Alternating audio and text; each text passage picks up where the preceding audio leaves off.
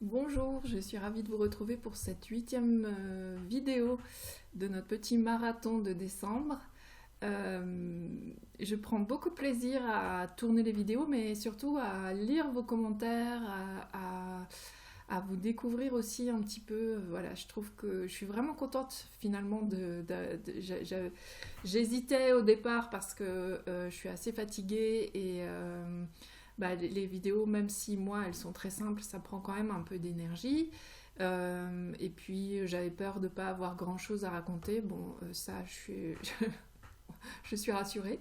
Euh, mais je ne m'attendais pas à ce qu'il y ait autant d'échanges sous les vidéos et je suis vraiment contente de ça. Je sens que ce petit marathon, là, comme je dis, me rapproche un petit peu de vous. Enfin voilà, s'il y a quelque chose qui se crée à travers ces vidéos quotidiennes, certaines réclament que je continue après Noël.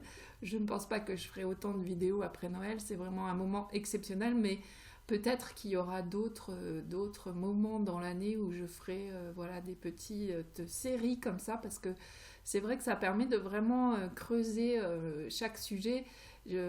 Parfois je le fais, mais ça fait des vidéos vraiment très longues. Et du coup, comme ça, c'est un peu mieux. Excusez-moi, au cours de ce marathon, je perds ma voix. Pourtant, je n'enchaîne pas les vidéos.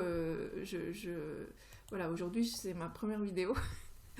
Mais voilà, c'est les microbes de décembre.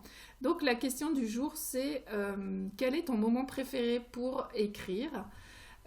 Parce que c'est très important de trouver le moment idéal. On a tous des rythmes biologiques, de travail, familiaux différents. Et pour certains coachs de développement personnel, etc., c'est évident qu'il faut écrire le matin. Pour d'autres, c'est évident qu'il faut écrire le soir. Bref, il n'y a pas d'évidence pour moi. En tout cas, je pense qu'il faut trouver son moment, le moment qui nous va le mieux en fonction de toutes nos contraintes à la fois extérieures et les contraintes intérieures, c'est-à-dire bah, les moments où on est en forme, etc. J'ai essayé pendant longtemps pour ma part d'écrire le soir et ça ne marche absolument pas pour moi. Euh, il faut que je sois suffisamment en forme et je suis plutôt une personne du matin. Donc moi, l'écriture, ça fonctionne beaucoup mieux le matin. Après, il m'arrive d'écrire aussi en journée.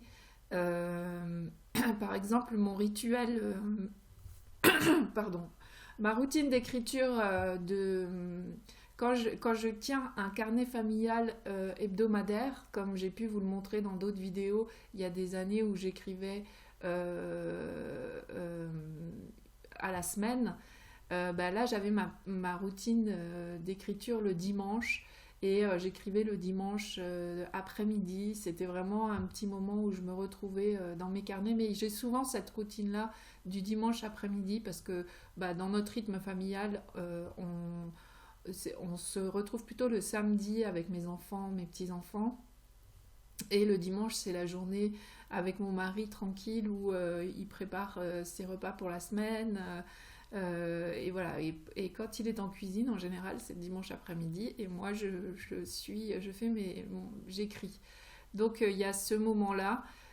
Cette année, par exemple, on a un exercice dans le labo qui s'appelle Aujourd'hui, et où c'est censé être un exercice quotidien, mais moi j'aime bien le faire à la semaine, c'est-à-dire je les enchaîne et donc bah, je fais ça le dimanche après-midi.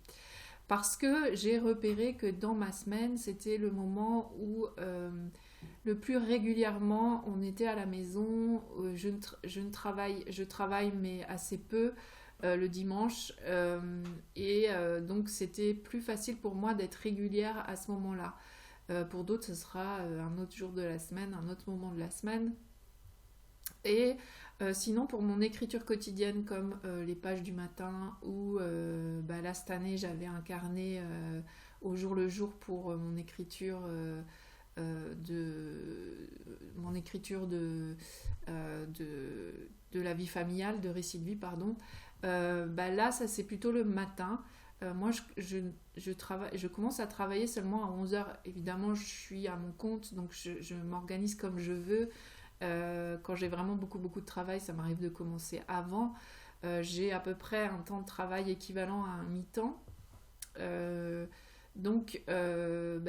Voilà, je travaille plutôt les après-midi. Parfois, je travaille aussi en soirée. C'est-à-dire que entre 20h et 21h30, 21h30 maxi, il y a certaines choses que je peux faire. Mais par contre, écrire, c'est difficile. Les choses pour prendre soin de moi, les moments d'écriture, c'est le matin. Quand je tiens des pages du matin, ce qui n'est pas tout le temps, c'est vraiment en fonction de où j'en suis dans ma vie, en fonction de mes besoins en fait. J'écris au lever parce que c'est vraiment une consigne de Julia Cameron, donc la créatrice des pages du matin,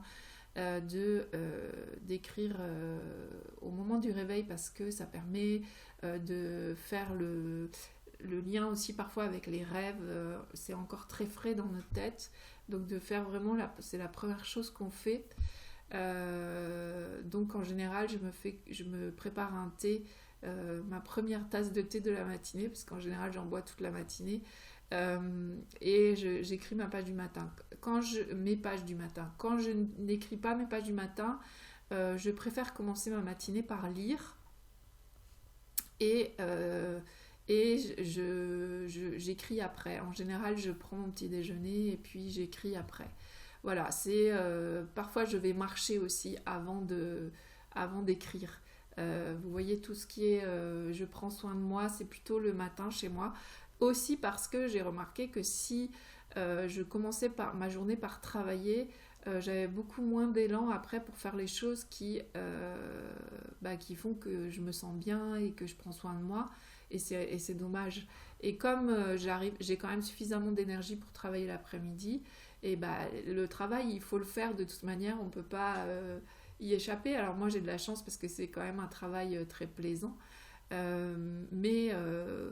Notre cerveau est fait de telle façon que quand on a la flemme, on a la flemme, hein, même si c'est pour des choses plaisantes. Et donc, voilà, je préfère placer les choses où j'ai des obligations plutôt l'après-midi parce que par exemple, si j'attends 5 heures pour aller marcher, bon alors déjà en ce moment il fait nuit, mais je sais que ma volonté sera je serai beaucoup plus faible par rapport à une éventuelle fatigue ou la pluie ou voilà.